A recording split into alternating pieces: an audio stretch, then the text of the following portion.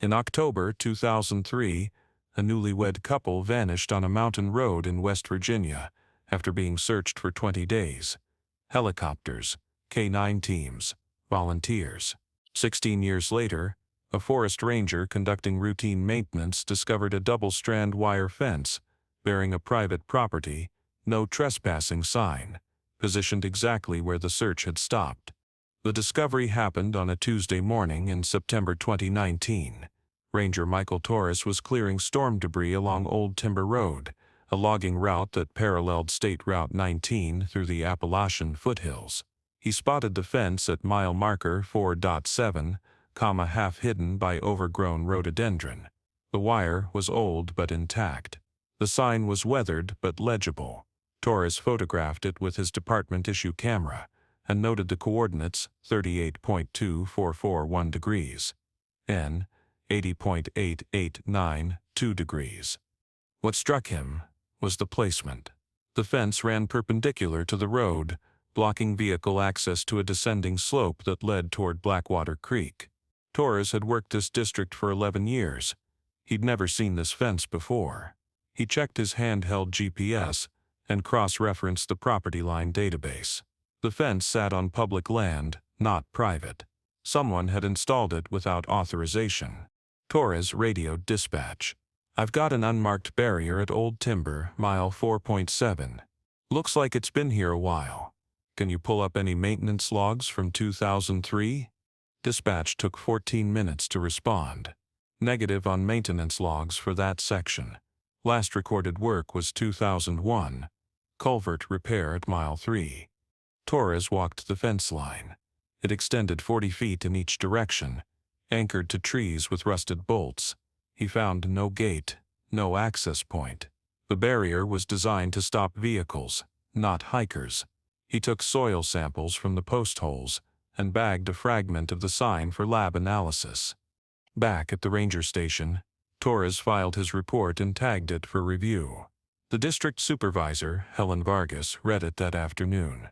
She pulled the case file for David and Rachel Brennan, the couple who had disappeared 16 years earlier on October 18, 2003. David Brennan was 26. Rachel was 24. They had married on October 11, 2003, in a small ceremony in Charleston. They were driving home to Pennsylvania on the evening of October 18 when they vanished. Their car, a silver 1998 Honda Accord, was found the next morning at a pull-off on State Route 19, engine cold, doors unlocked, keys on the driver's seat. A road map lay open on the passenger side, marked with a yellow highlighter. The route showed State Route 19 north to Interstate 79. The initial search began within hours. Sheriff's deputies canvassed a 2-mile radius. Volunteers walked grid patterns through the woods. A helicopter with thermal imaging flew overhead for 3 days. K-9 units tracked scents from the car but lost them after 300 feet. The search expanded to 5 miles, then 10. The case file contained witness statements, search maps, and evidence logs. One detail caught Vargas's attention, a note from a volunteer searcher named Carl Mundy, dated October 25, 2003. Mundy had written, "Hiked down to creek bed south of pull-off. Found fresh tire impressions in mud near water's edge. Took photos. Informed deputy on site." Vargas cross-referenced the photos. They were not in the evidence file. She called the sheriff's office and requested the original investigation records. Deputy Lisa Hartman, who had worked the case in 2003, was now a lieutenant. She agreed to meet. Hartman arrived at the ranger station 2 days later with 3 boxes of documents. She spread them across a conference table. "We turned over everything we had," she said, "but some things didn't make it into the official file. Budget cuts, staff turnover. This case fell through the cracks." Vargas asked about Carl Mundy's note. Hartman flipped through a binder and found a photocopy. Mundy was a retired surveyor. He knew the terrain. He found those tire tracks on day 7 of the search, but by then we were focused on the northern sector. We assumed the couple had walked toward the highway, not away from it. Why? Their car was pointed north. The map was marked north. Everyone assumed they were trying to get home. Vargas tapped the photocopy.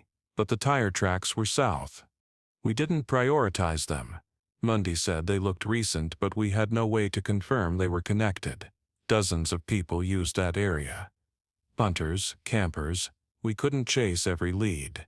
Vargas pulled out Torres's fence report and slid it across the table. Hartman studied the photo. Her jaw tightened. This wasn't here in 2003. You're sure? I walked that road myself. We had 50 people searching that area. Someone would have seen it. When did you stop searching the southern sector? Hartman checked her notes. October 24th, we shifted resources to the northern zone, after a hiker reported seeing a couple matching their description near Spruce Knob. Was it them? No. False alarm. But by the time we confirmed it, the weather had turned. Snow started on October 29th. We lost visibility. The search was officially suspended on November 7th. Vargas asked, "Who owns the land where the fence was installed?" Hartman pulled up a property map on her laptop. It's federal land, managed by the Forest Service. No private owners within a quarter mile. Then, who put up the fence? That's the question. Vargas requested a forensic analysis of the fence materials. The samples went to a state lab in Charleston. Results came back 8 days later. The wood posts were pressure-treated pine, manufactured between 1999 and 2004. The wire was galvanized steel, standard agricultural grade. The bolts were coated with a zinc alloy common in hardware stores across Appalachia. The sign was mass-produced laminated plastic, sold by at least 40 retailers in West Virginia during the early 2000s. Nothing conclusive. But the lab noted one anomaly. The wood posts showed signs of accelerated weathering, inconsistent with 16 years of exposure. The outer layers had degraded more than expected, suggesting the posts had been treated with a chemical accelerant or exposed to unusually harsh conditions.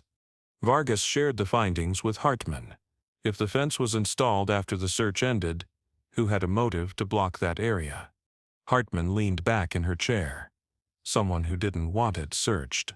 They decided to reopen the case. Hartman filed a request with the county prosecutor's office on October 3, 2019. The prosecutor, Daniel Reeves, assigned a cold case investigator named Aaron Grant to review the evidence. Grant was 52. A former state trooper with 18 years of experience. He had closed 6 cold cases in the past decade. Grant's first move was to contact Carl Mundy. Mundy was 71 now, living in a retirement community near Morgantown. Grant drove there on October 9th and interviewed him in the community's library. Mundy remembered the search vividly. "I was out there every day for 2 weeks," Mundy said. "I knew those woods better than most. I found the tire tracks on October 25th, about a quarter mile south of where the car was parked. They led down a slope toward the creek. I took 6 photos with my Kodak disposable. I gave the camera to a deputy at the command post." "Do you remember the deputy's name?" "No. It was 16 years ago, but I wrote it in my logbook."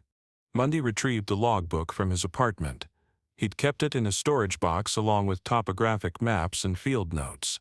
The entry for October 25, 2003 read 1430 HRS, found tire impressions near creek, approx 300 feet south of pull-off.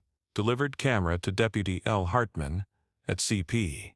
Grant photographed the logbook entry. "Did anyone follow up with you?" "No. I assumed they'd investigate it.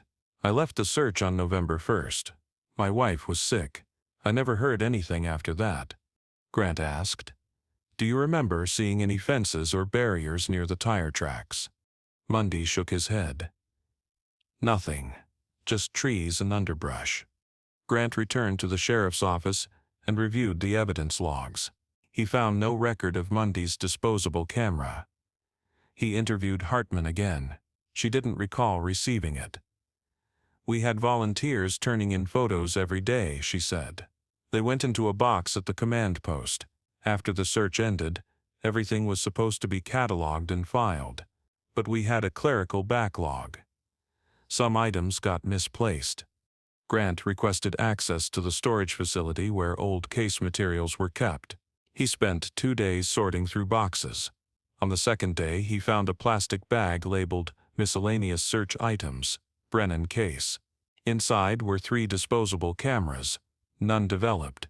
He took them to a photo lab in Clarksburg.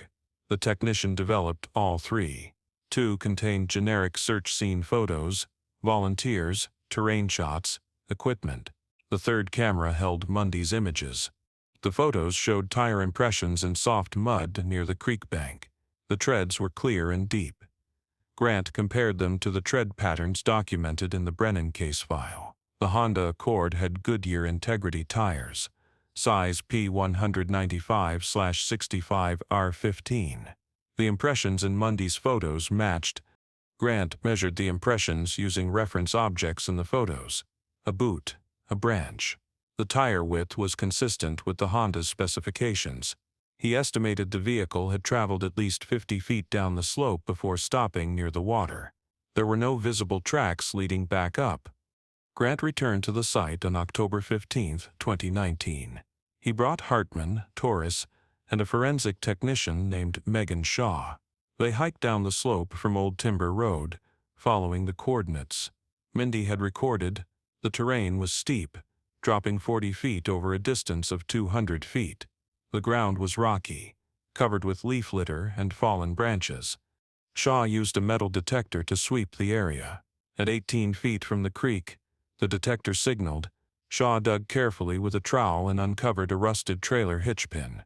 She bagged it and continued sweeping. 10 feet farther, she found a fragment of a rearview mirror, blue-tinted glass with a plastic backing. The Honda Accord had blue-tinted mirrors. Hartman crouched beside the fragment. They were here. Grant studied the slope. If the car came down this way, where did it end up? Torres pointed toward the creek. Water levels lower now than it was in 2003. October 2003 had record rainfall. The creek would have been swollen. Grant walked to the water's edge. The creek was 15 feet wide, flowing over a bed of smooth stones. The depth varied between 6 inches and 3 feet. He scanned the surface for anomalies. Nothing visible. Shaw suggested bringing in a dive team. Grant contacted the State Police Underwater Recovery Unit. They arrived 2 days later with sonar equipment and 2 certified divers. The sonar scan covered a 200-foot section of Blackwater Creek, starting from the point where the tire tracks had been found. On October 18, 2019, exactly 16 years after the Brennans disappeared, the sonar detected a large metallic object submerged in 12 feet of water, 40 feet downstream from the slope. The object was wedged between 2 boulders, partially buried in sediment.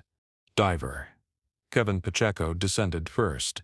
Visibility was poor, less than 3 feet. He used a flashlight to inspect the object.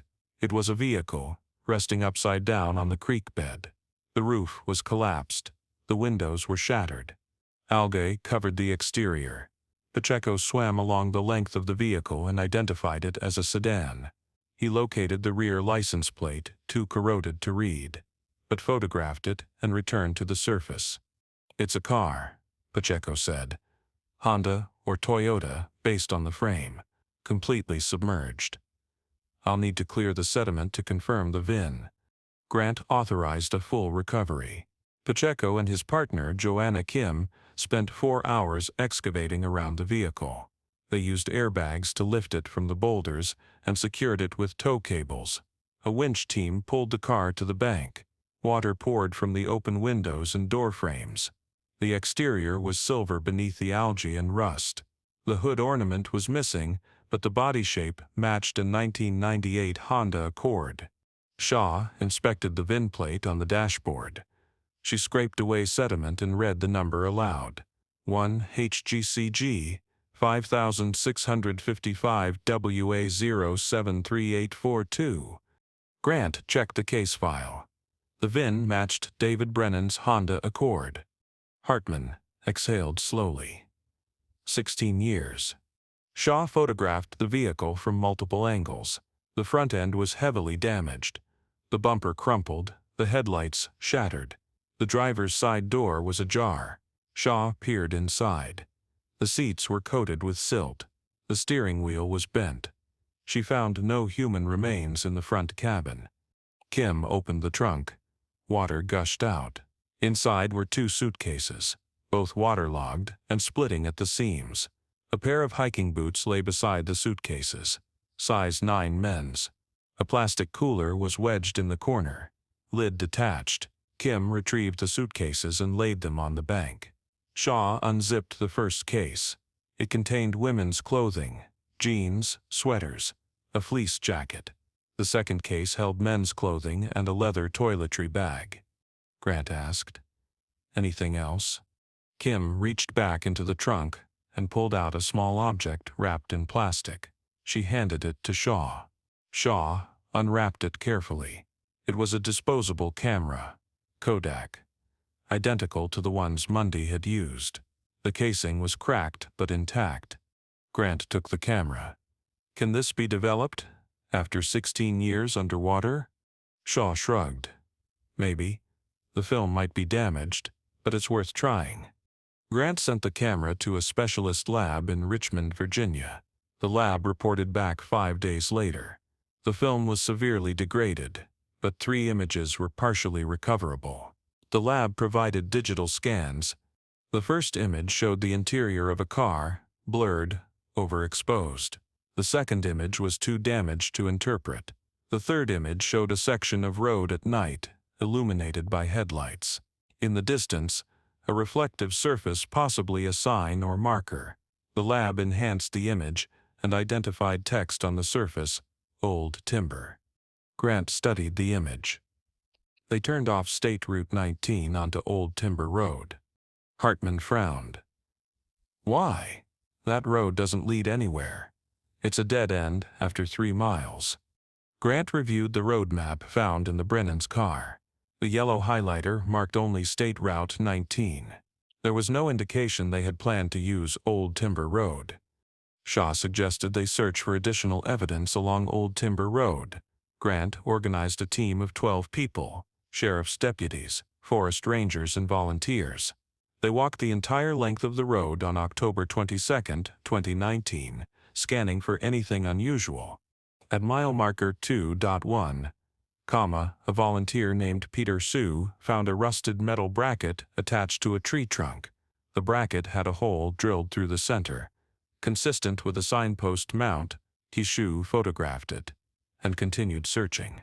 At mile marker 3.4, he found a second bracket, identical to the first. Both were positioned at eye level, facing the road. Grant examined the brackets. These held signs. Torres checked the Forest Service records. No official signs were authorized for this road in 2003. It was closed to public traffic after a landslide in 1998. The only people who used it were maintenance crews and hunters with permits. Was it marked as closed? Yes. There should have been a barrier gate at the entrance. Grant drove to the entrance of Old Timber Road. There was no gate. He found rusted hinges bolted to 2 posts. But the gate itself was missing. He photographed the hinges and measured the post spacing, 12 feet, standard for a Forest Service vehicle gate. Grant interviewed the Forest Service District Manager, Leonard Coates. Coates had overseen the area since 1997. He confirmed that Old Timber Road had been closed in 1998 and should have remained gated. Who had keys to the gate? Grant asked. Maintenance, crews, and law enforcement. Maybe a dozen people. Was the gate ever reported missing? Coates pulled up maintenance logs on his laptop. No reports, but we didn't patrol that road regularly. If someone removed the gate, it could have gone unnoticed for months. Grant asked, "Do you remember anyone requesting access to that road in October 2003? Coates scrolled through permit records. No permits issued in October 2003. Last one was in August, a wildlife survey crew. Grant returned to the fence site. He stood at the point where Torres had found the barrier and looked uphill toward Old Timber Road. The slope was steep but navigable by vehicle.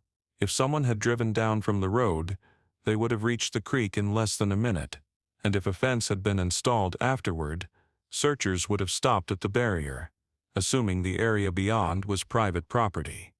Grant interviewed 5 members of the 2003 search team who were still reachable. None remembered seeing the fence. All confirmed that the search had focused on the northern and western sectors after October 24th, based on the false sighting near Spruce Knob. One volunteer, Emily Chen, provided additional context. She had been a graduate student in 2003, working on a forestry research project in the area. I was out there October 20th through 23, she said. I walked past that exact spot on Old Timber Road. There was no fence. I would have noticed it. I was mapping trail access points for my thesis. Grant asked, "Did you see anything unusual during those days?" Chen thought for a moment. There was a pickup truck parked near mile marker 3 on October 22nd, dark blue or black. I didn't think much of it at the time. Hunters used that road. Did you see the driver? No. The truck was empty when I passed it around noon. It was gone when I came back through at 4. Grant requested vehicle registration records for the area. The Forest Service required permits for vehicle access to closed roads, but enforcement was inconsistent. The permit log for October 2003 showed only 2 entries, both for wildlife survey crews in early October. No permits were issued after October 15th. Grant cross-referenced Martin Geller's vehicle registration. In 2003, Geller owned a black Ford F-250 pickup truck. The registration had expired in 2006.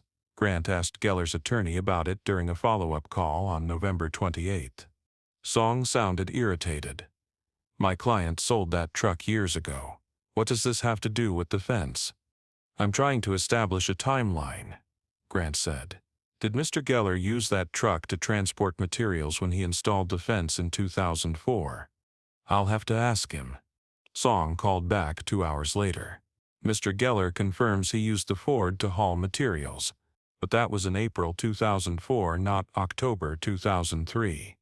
Grant wasn't satisfied. He visited the Hancock lumber store in Elkins, where Geller claimed to have purchased the fence materials. The store had been in business since 1987. The manager, Dennis Park, pulled transaction records from 2004. "Here's the sale," Park said, pointing to a printout. April 12, 2004. Pressure-treated posts, galvanized wire, hardware, total $487. Paid by check. Grant photographed the receipt. "Do you remember this customer?" Park shook his head. "It was 15 years ago. We had dozens of transactions a day." "Do you keep records of earlier purchases? Say October 2003? Park checked the archive. "We had a computer crash in 2005. Lost some data from 2003. I can pull what's left." He returned with a partial printout. The October 2003 records were fragmented, but one entry stood out. October 24, 2003. Similar materials. Posts, wire, sign mounting brackets, total $512. Customer name, Miss Geller. Grant stared at the printout. "This says October 24, 2003. Park frowned. "That's odd. 2 purchases of almost identical materials, 6 months apart." Grant contacted Song again. She refused to let Geller answer questions without a subpoena. Grant went to Prosecutor Reeves. Reeves reviewed the evidence and authorized a grand jury inquiry on December 2, 2019. The inquiry lasted 3 weeks. Geller testified on December 18.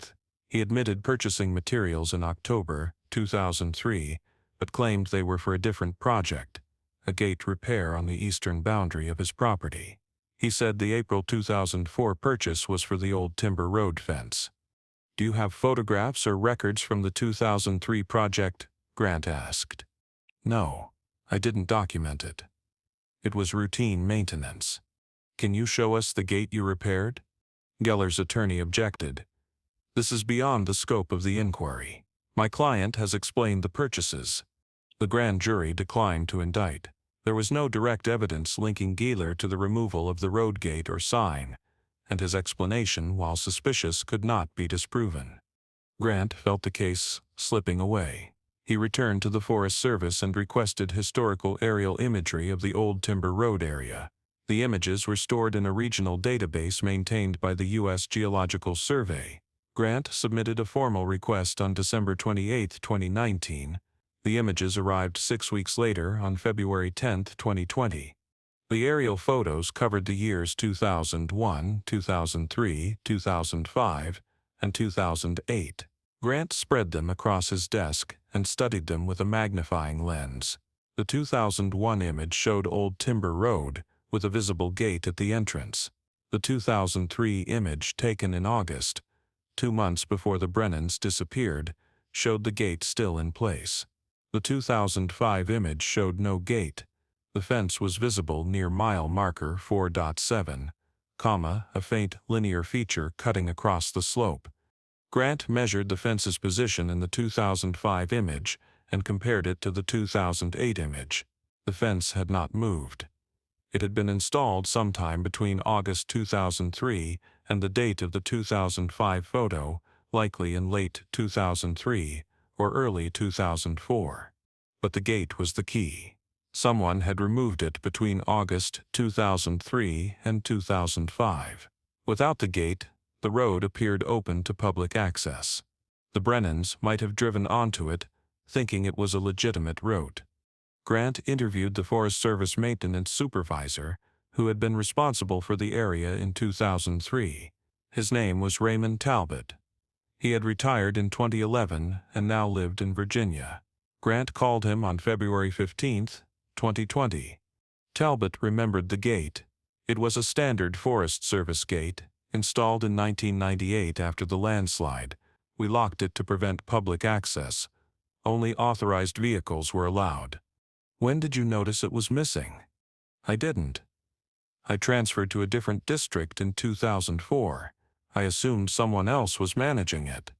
"Who had keys?" "Maintenance crews, rangers, county sheriff, maybe 8 or 10 people." Grant obtained a list of key holders from 2003. He contacted each one. Most had turned in their keys when they left their positions. 2 people could not account for their keys. One had lost it in 2005. The other couldn't remember. Neither had any connection to Geller or the Brennan case. Grant filed his final report on March 5, 2020. The report outlined the evidence, but acknowledged the gaps. The fence had likely been installed in late 2003 or early 2004. The gate had been removed during the same period. The timing suggested deliberate obstruction of the search area, but there was insufficient evidence to prove criminal intent. The report concluded that David and Rachel Brennan had died in a vehicle accident on October 18, 2003, after their car left Old Timber Road and plunged into Blackwater Creek. The report identified critical failures in the initial investigation, the misplaced evidence from Monday, the lack of follow-up on the tire tracks, and the premature narrowing of the search area. But the report raised a question that remained unanswered: who had installed the fence and why? Reeves authorized a criminal investigation. Grant interviewed property owners within a 5-mile radius of the site. Most were cooperative. One landowner, Martin Geller, refused to speak without an attorney present. Geller owned a private hunting preserve adjacent to the Forest Service land. His property line ran within 300 feet of the fence location. Grant obtained a warrant to search Geller's property. On November 14, 2019, deputies executed the warrant and found a storage shed containing coils of galvanized wire, pressure-treated posts, and laminated plastic signs, identical in material and design to the fence, discovered by Torres. Geller's attorney, Patricia Song, issued a statement. Mr. Geller installed the fence in 2004 as part of a boundary improvement project. He was unaware that the fence encroached on public land. This was an honest mistake, not a criminal act. Grant challenged the timeline. If the fence was installed in 2004, why was there no record of it in Forest Service inspections? Song responded. Forest Service inspections of that area were infrequent. The fence went unnoticed until 2019. Grant requested Geller's financial records and property maintenance logs. The logs showed an entry dated April 12, 2004, boundary fence installation. Old timber section, materials purchased from Hancock Lumber, total cost $487. Shaw analyzed the fence posts again. The weathering pattern was consistent with 15 years of exposure, not 16. The fence had likely been installed in 2004, not 2003. Grant pressed further. Why install a fence blocking access to a creek bed? Geller agreed to a voluntary interview on November 22, 2019. He sat across from Grant in the prosecutor's conference room, his attorney beside him. Geller was 63, lean, with a gray beard trimmed close. He spoke calmly. I installed the fence to keep people off my land, Geller said. Hunters and hikers used to cut through that area. I wanted a clear boundary. Did you know about the Brennan case? I heard about it. Everyone did, but I didn't connect it to my property. Did you see the search teams in October 2003? I was out of state. I didn't return until November. Grant asked. Did you ever notice the car in the creek? Geller shook his head. I don't go down to the creek. The terrain's too rough.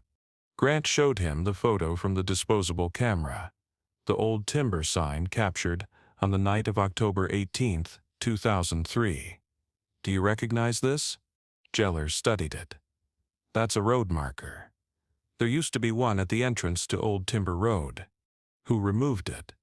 I don't know. Song interjected. My client has cooperated fully. Unless you have evidence linking him to a crime, this interview is over. Grant had no such evidence.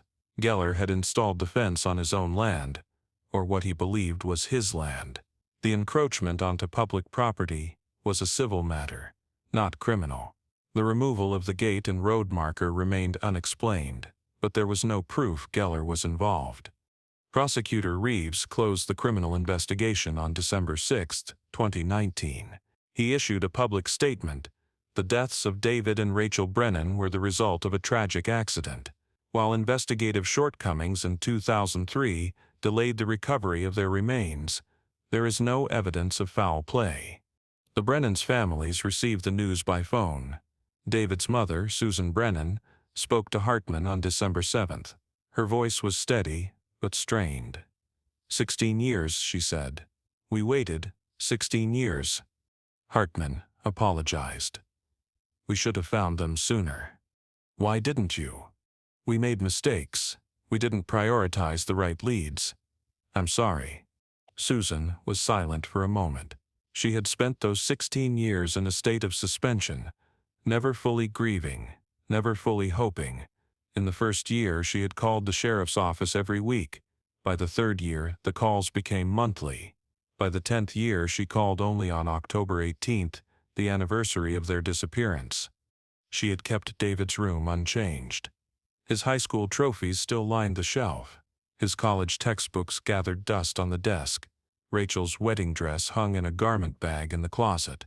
Susan had been storing it temporarily, planning to return it after the honeymoon. She never had. Susan's husband, Robert, had handled the loss differently. He threw himself into work, spending 12-hour days at the hardware store he managed. He rarely spoke about David. When Susan tried to discuss the case, he would change the subject or leave the room. The distance between them grew. By 2010, they were sleeping in separate bedrooms. By 2015, they communicated mostly through notes left on the kitchen counter. Rachel's parents, Thomas and Linda Hartley, had moved to Florida in 2008. They couldn't bear to stay in Pennsylvania, where every street corner held a memory. Linda called Susan once a month for the first 5 years. Then the calls became less frequent. By 2016, they spoke only on holidays. The shared grief that had initially bound them together eventually became too painful to revisit. Susan asked Hartman the question that had haunted her for 16 years. Did they suffer? Hartman consulted the medical examiner's report.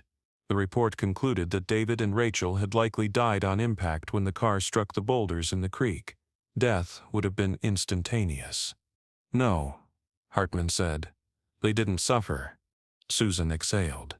It was the only mercy in a story that had none. Thank you for telling me. After the call ended, Susan sat in her kitchen for an hour staring at the phone. Robert was at work. The house was silent. She thought about the last time she had seen David, October 17, 2003, the day before he and Rachel left for home. They had stopped by for dinner. David had been animated, talking about their honeymoon plans, about the house they wanted to buy, about the life they were building together. Susan had hugged him goodbye at the door. "Drive safe," she'd said. "Always do, Mom." Those were his last words to her. The Brennans' remains were never recovered. The medical examiner determined that 16 years of submersion had resulted in complete skeletal dissolution due to the creek's acidic water chemistry and high sediment flow. The family held a memorial service on December 14, 2019, at the same church where David and Rachel had been married 16 years earlier. More than 200 people attended, friends from college, co-workers, neighbors who had volunteered in the 2003 search. Lieutenant Hartman came, sitting quietly in the back row. Ranger Torres brought a framed photograph of the old Timber Road area before the fence was installed, a gesture Susan appreciated, but found difficult to look at. The service was simple. The pastor who had never met David or Rachel read from prepared notes. Susan had written them herself, choosing each word carefully. She spoke about her son's kindness, his sense of humor, the way he used to call her every Sunday morning. She spoke about Rachel, the daughter-in-law she had barely gotten to know, and the future they had been denied. Robert sat beside her, but did not speak. His hands were folded in his lap, his jaw tight. When the pastor finished, Robert stood and walked out. Susan found him in the parking lot, 20 minutes later, sitting in their car, staring straight ahead. "I couldn't stay," he said. Susan nodded. She understood.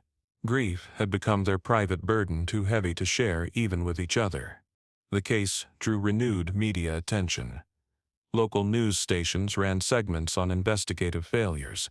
A Charleston newspaper published a 3-part series on missing persons cases in West Virginia, using the Brennan case as a focal point. Advocacy groups cited it as an example of inadequate search protocols and insufficient resources for rural law enforcement. Sheriff's Lieutenant Hartman gave a televised interview on December 20, 2019. She acknowledged the mistakes made in 2003 and outlined reforms the department had implemented since then. Better evidence tracking, improved interagency coordination, mandatory training on search and rescue protocols. "We failed, the Brennan family," Hartman said. "We can't change that, but we can learn from it." The interview drew criticism from online commenters who questioned why it had taken 16 years to find a car submerged 40 feet from a documented search area. Some accused the sheriff's office of negligence. Others speculated about a cover-up, despite no evidence supporting such claims. Prosecutor Reeves declined to comment publicly on the grand jury's decision not to indict Martin Geller. In private, he told Grant the case had been circumstantial at best. "You did good work," Reeves said. "But we can't prosecute someone for being suspicious."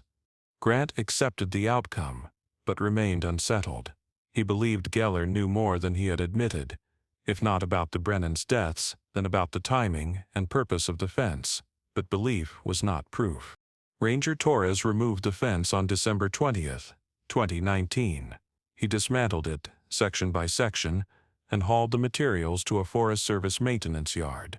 He filed a report recommending improved boundary marking and regular patrols of Old Timber Road. Grant archived the case file on January 8, 2020. He included a memo outlining lessons learned, the importance of processing volunteer evidence promptly, the risks of narrowing a search area prematurely, and the need for interagency communication between local law enforcement and federal land managers. Hartman kept a copy of Carl Mundy's logbook entry on her desk. She looked at it often, a reminder of the detail everyone had missed. On a clear morning in March 2020, Susan Brennan drove to the site where her son's car had been found. She parked at the pull-off on State Route 19 and walked down Old Timber Road to the place where the fence had stood. She carried a small wooden cross, handmade with David and Rachel's names carved into the horizontal beam.